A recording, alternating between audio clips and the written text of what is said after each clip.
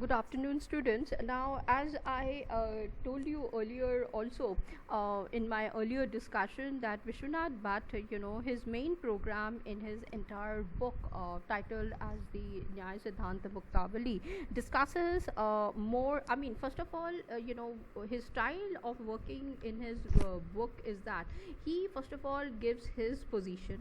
Okay, after that he picks up the difficulties, the questions, the problems raised by the other schools of thought. So here, with respect to the instrumental cause, we can see that he goes ahead and he gives us the picture, number one, and then he showcases as a problem which has been arised through a different school of thought altogether. So let's see how he is discussing it. He says that instrumental causes are present, and we have seen what those instrumental causes are with respect to the recollection. So he says that this instrumental cause is nothing but an operation which is taking place together between the sensory experiences of an individual, number one, number two, the external object, number two, number three, the position, the way the significatory functions are taking place between the mind, intellect and soul.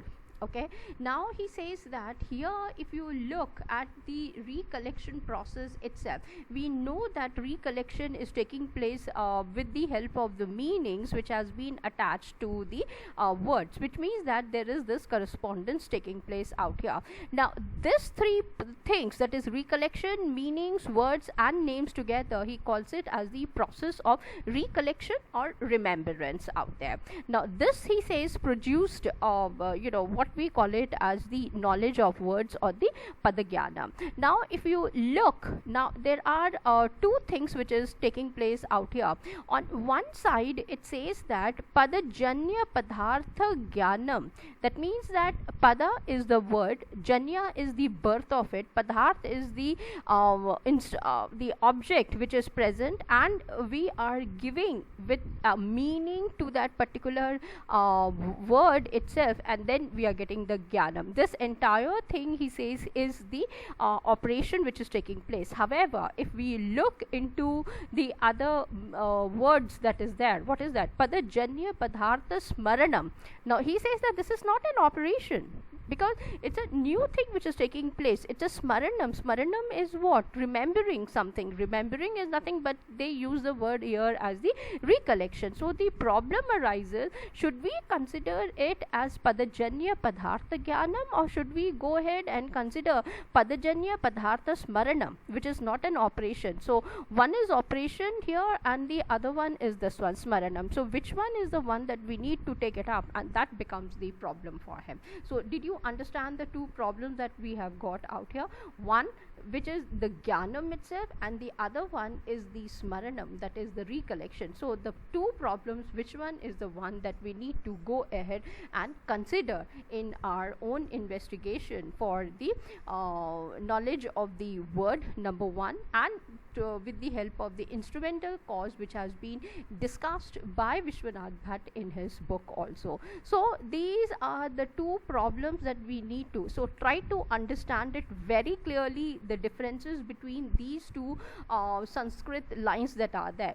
On one side it says padajanya, that is pada, janya means taking birth, padartha jnanam. Now immediately the moment it is taken a birth, we get the knowledge of the meaning of the word itself. So here we get the operational thing, and that's one problem. On the other side, the problem comes out in the form of padajanya padartha smaranam. That means pada is there, the moment it is born, it gets a meaning attached with the word, and then there is this recollection. Okay, and then they say this is not an operation. So how are we supposed to tackle these two problems is the one that he picks up in the discussion, and he proceeds further to give us more and more importance, so that we are able to refine the definition of the instrumental cause as well as the auxiliary cause, which you will see later on, which he talks in reference to the denotation of the word and implication on one side. On the other side, he is talking about the what we call it as the